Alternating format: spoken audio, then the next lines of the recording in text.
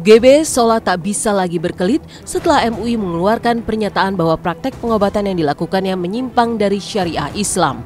Pernyataan tersebut seakan meruntuhkan padepokan yang telah dirintisnya bertahun-tahun. Ia lebih banyak menunduk ketika 2 hari lalu MUI mengumumkan tak ada pilihan lagi bagi UGB selain mengaku salah dan meminta maaf. Seakan ingin mengungkapkan penyesalan yang mendalam, UGB pun menyatakan tobat nasuha di depan para ulama MUI, juga sebagian para mantan pasien. Bismillahirrahmanirrahim. Assalamualaikum warahmatullahi wabarakatuh. Pada hari tanggal 12 Maret 2014 dengan ini saya bertanda tangan nama saya pribadi bahwa dengan ini menyampaikan pernyataan atas permasalahan yang saya hadapi terkait praktek pengobatan alternatif. Dan hari ini untuk kesekian kalinya yang sudah saya ulang-ulang memohon maaf lahir dan batin apabila yang pernah saya lakukan kesalahan-kesalahan atau kekhilafan-kekhilafan yang ada. Hari ini saya di hadapan dan dengan disaksikan ulama-ulama masyarakat Indonesia meminta maaf kepada seluruh pasien. Hari ini saya dengan keikhlasan lahir batin dalam rangka ibadah kepada Allah Subhanahu wa taala melakukan taubat nasuha. Taubat selalu setiap hari yang kita lakukan, memohon ampun kepada Allah Subhanahu wa taala. Dan setiap manusia kan pasti ada kekhilafan, karena manusia bukan malaikat yang selalu benar.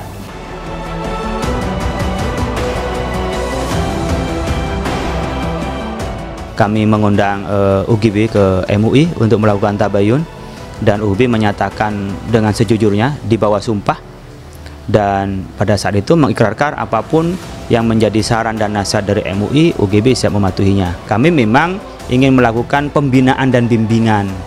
Jadi sebenarnya lebih kepada bagaimana kita bisa memberi irsyad ya, tuntunan dan bisa memberi bimbingan kepada UGB intensif memang 6 bulan. Pernyataan MUI bahwa pengobatan yang dilakukan UGB menyimpang dari syariah serta merta membuahkan tanya apakah praktek pengobatan UGB juga sesat hingga para korban seakan terperdaya dan mau menyerahkan uang sampai ratusan juta rupiah. Penyimpangan syariah memang ada, tapi UGB bisa sedikit bernafas lega karena MUI menilai tak ada kesesatan dalam praktek pengobatannya. MUI menyampaikan bahwa praktek bacaan dan sesuatu yang harus dibaca oleh orang yang berobat, UGB sesuai dengan akidah Islamiyah, tidak ada kesesatan. Pernyataan MUI tentang penyimpangan bukan hanya meruntuhkan citra padepokan UGB yang telah dirintis bertahun-tahun, tapi juga menambah persoalan yang mendera. Sebelumnya, UGB juga telah bercerai dari Puput Melati. Puput yang menggugat cerai UGB di Pengadilan Agama Jakarta Timur Desember tahun 2013. Namun akhirnya, UGB dan Puput menyatakan sudah rujuk. Padahal putusan cerai sudah diketuk palu Hakim Februari lalu. Lantas bagaimana kelanjutan nasib rumah tangganya kini? Siapa bilang resmi bercerai? Artinya begini, untuk masalah pernikahannya UGB sudah rujuk, jangan bicara perceraiannya.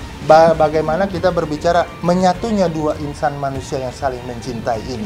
Memang kita sempat memproses kedua belah pihak karena biar mengalah siapa kan nggak mungkin dua-duanya itu yang maju ke pengadilan. Akhirnya salah satu si Put.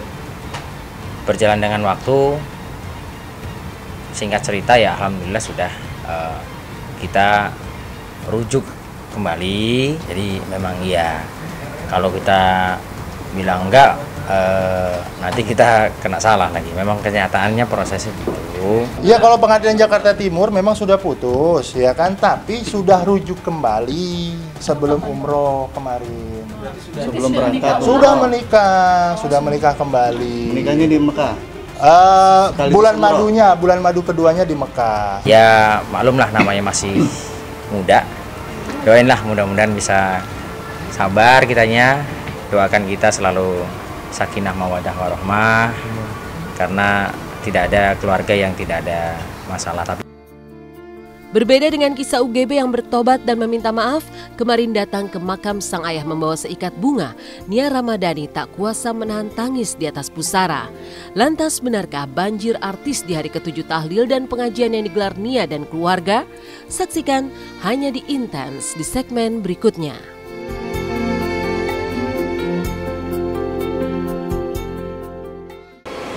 Lain kisah dengan Ustadz Guntur Bumi, lain pula kisah Nia Ramadhani yang hingga kemarin masih terus menangis. Bahkan saat Nia berziarah ke makam sang ayah, Nia membawakan seikat bunga khusus untuk ayahnya. Lantas seperti apakah suasana pengajian dan tahlilan 7 hari yang digelar Nia dan keluarga?